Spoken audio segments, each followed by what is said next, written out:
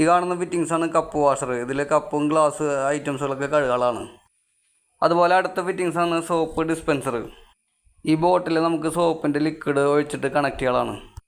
ഈ ബട്ടൺ വരുന്നത് നമുക്ക് ഈ സിങ്കിൻ്റെ വേസ്റ്റ് കപ്ലിങ് ഓപ്പൺ ആക്കുന്നതിന് വേണ്ടിയിട്ടാണ്. ഇത് വാട്ടർഫോളിൻ്റെ ഫിറ്റിങ്സാണ്. വാട്ടർഫോളിൻ്റെ ബട്ടണാണ് ആദ്യത്തെ.